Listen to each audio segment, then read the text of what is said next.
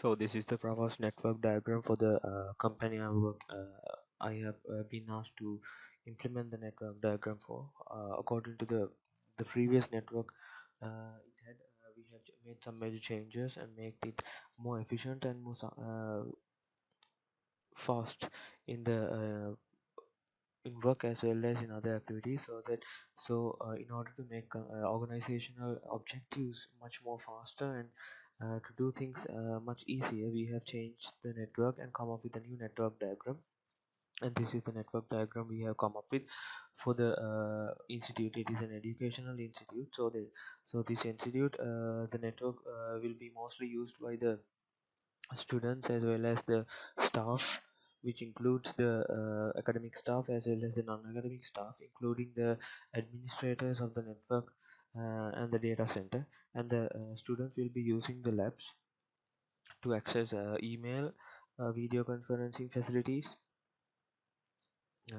browse the web, and as well as do other uh, edu educational work uh, using the computers as well as the network.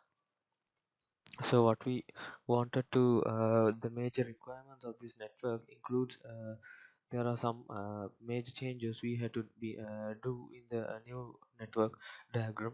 So what the main objectives were scalability, redundancy, network security and QoS, and also update and integration, as well as data processing and speed, remote access, uh, reduce telecommunication and network cost. And also we wanted to reduce the paper usage within the institute, as well as reduce organizational cost, and also to implement new services to students as well as customers.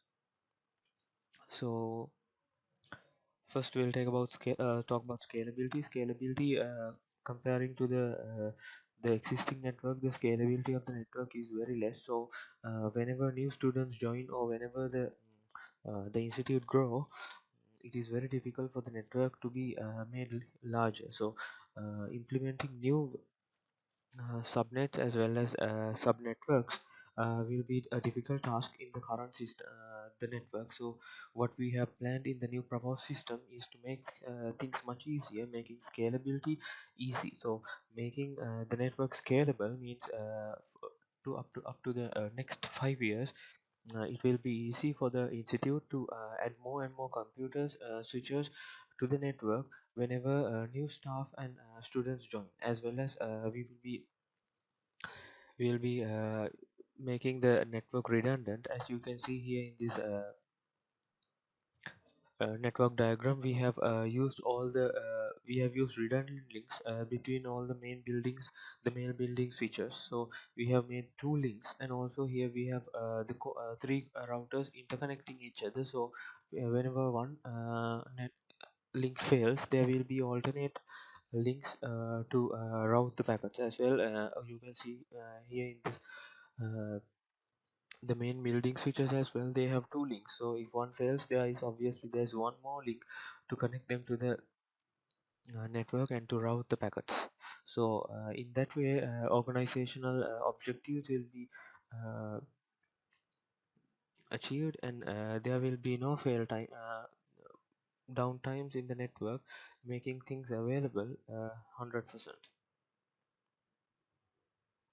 And also network security and QoS is also a very important part of the organization as well as the network, where the security of the network is maintained, preventing unauthorized access to the network by users within the organization as well as users from outside the organization trying to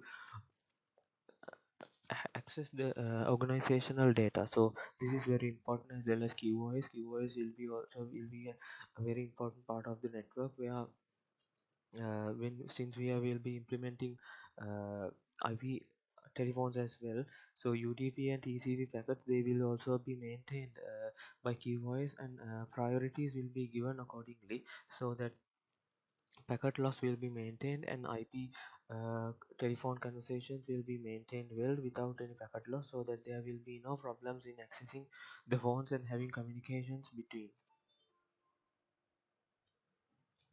Update and integration also. So some network infrastructure functionality and other things will be changed, and then things will be updated, and more new systems as well as new equipments will be added into the network. And also data processing and speed will also be a major concern here, since more and more students will be joining, as well as there are a large number of students in the organization. Mm, the network must be provided with a fast data processing speed, where students can access fast access data information via the internet fast, so that it would be easy for them to do their educational work as well as other work. And as also for the staff, teachers, librarians and non-academic staff, and for the administrators as well, they can do their work efficiently, easily, with a high data processing speed network.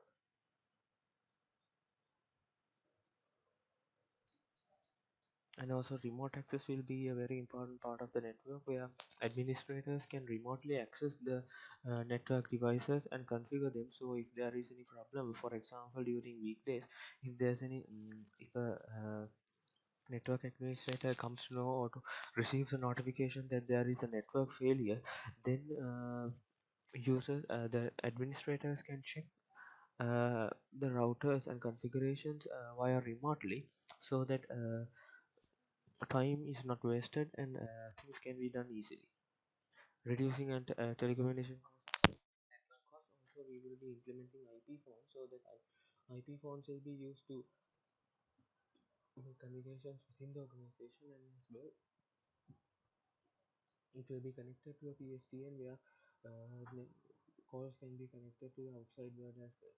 Reduce paper usage. The use of paper usage will be reduced by limiting printing, as well as limiting email printing and reports. So mostly people will be using the system as well as reports, and also students will be encouraged to make soft copies rather than hard copies. And also students will be given more online exams, where paper usage will be reduced, and reduce organizational cost. Organizational cost can be reduced by allowing students as well as staff, non-academic and academic staff, to bring their own devices to their school, so that this number of devices will have to be provided from the institute, and the institute can provide remote access points, where users can connect to the network wirelessly, so that surf or browse the they can browse the network. So new services to students will also be provided with the implementation of this network, where we will be implementing a web server, where we will be hosting the website of the institute, where customers and students can get information through the website, as well as customers and students can pay their uh, fees through the network, through the website, so reducing the delays and also increasing efficiency. This is the organizational structure of the educational institute, where there's the chairman, the directors, and then we have the headmistress, the vice principals, and then we have the staff, where it includes the academic and non-academic staff, department heads, register, and the finance departments, where all these departments get together, forming the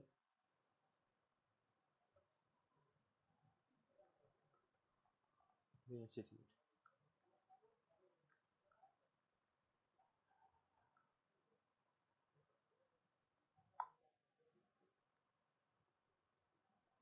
So let's go back to the diagram.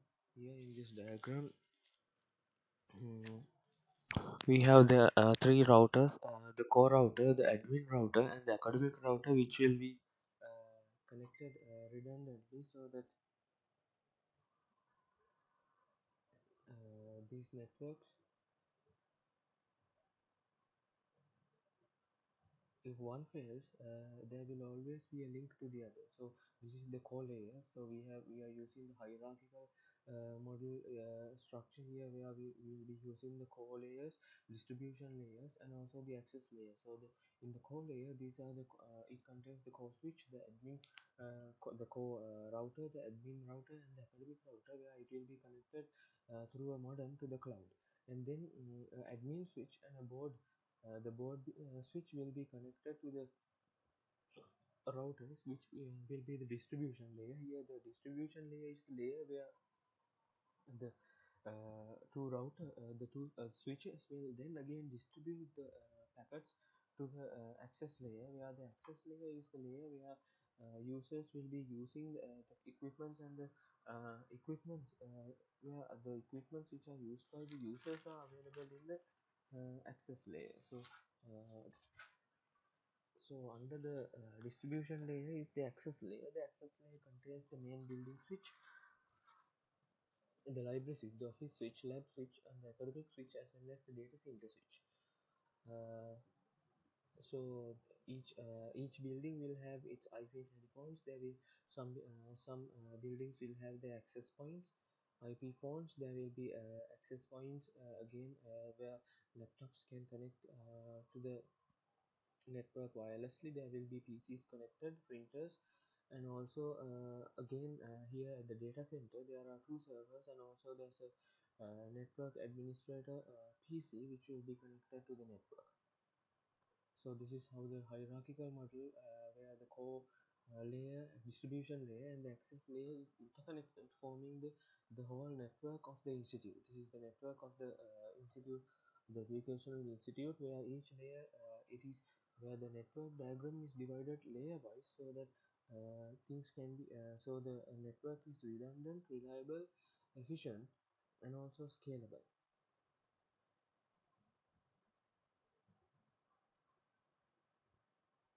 So there will be classrooms, libraries, computer labs, office science labs, and within the organization. And then we will also be using network applications. Network applications includes emails, web browsers, and also video conferencing. So email facilities will be provided to users, and email clients will be installed on PCs, where users can log into their email accounts using the computer is connected to the internet. Web browsing softwares will also be installed into the network, where the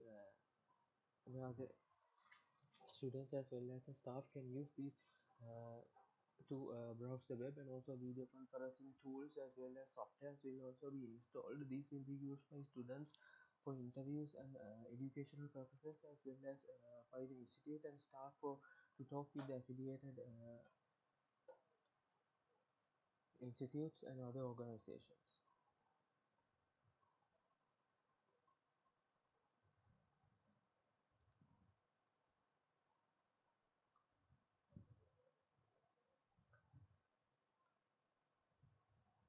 So this is the proposed WAN. The WAN will be containing the routers, which will be then connected to the cloud uh, across through the modem. And this will be the rack uh, formation, where the switches will also be available, and the servers, the access points are available, and the routers.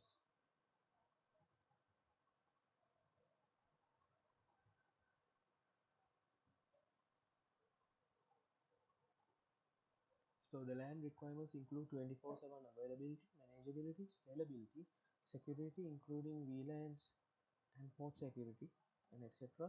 High speed connectivity to access layer switches, high speed redundant links between switches on LANs and the access layer devices, and also to identify the available hardware for LAN. And the LAN requirements include three 1841 routers for the main admin and the academic routers, 12 switches for admin directories, library, academic, and labs, and servers, DNS, and DHCP, and also four wireless routers for academic, library, law, and servers, and also IP telephones.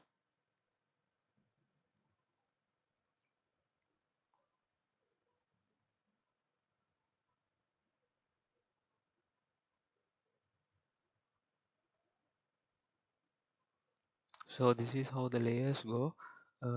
This is the core layer. Then we have the access layer, which will distribution layer where the packets will be distributed to other switches. And then we have the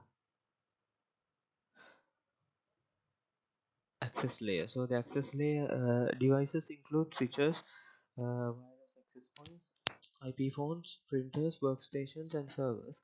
Here the distribution layer contains two switches, and this is the in purple we have the access layer where people will be using and connecting to these devices.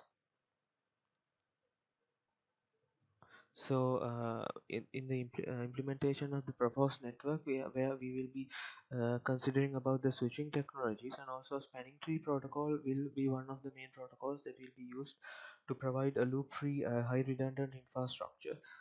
Spanning tree protocol will be used to prevent loops within the network and to make it more efficient. And so spanning tree protocol will be used to prevent loops, switching loops, high redundancy, force interfaces to a blocked or standby state. Other interfaces are left in a forwarding state and require standby paths are activated and the network is reconfigured. And also loop detection and port blocking. So the convergence time takes in spanning tree protocol is higher. So rapid spanning tree protocol, also known as RSTP, will be used, where RSTP will be providing some more functionalities compared to spanning tree protocol. So these include fast convergence, transaction of ports into forwarding state without having to rely on any timer configuration, and also quick synchronization mechanisms are included in the rapid spanning tree protocol. VLANs, here we will be dividing VLANs according to the buildings. According to building wise, we will be dividing the VLANs, and then here again we will be dividing them into sub networks according to the requirements.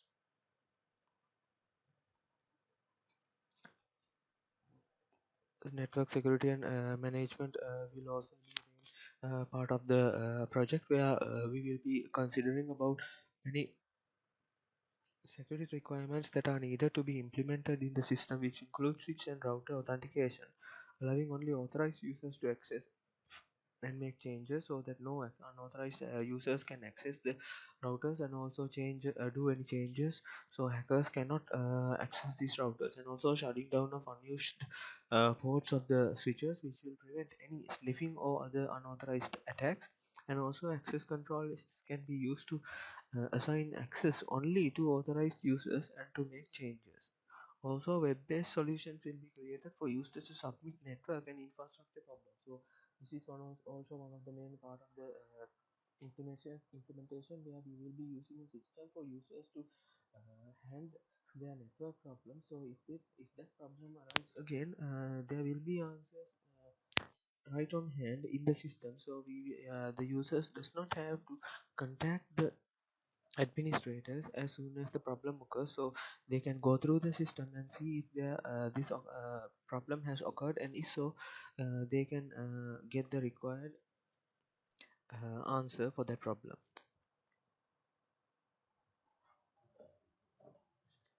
Implementing quality of service will also be one of the major parts in the project, where we will be implementing quality of service within the network.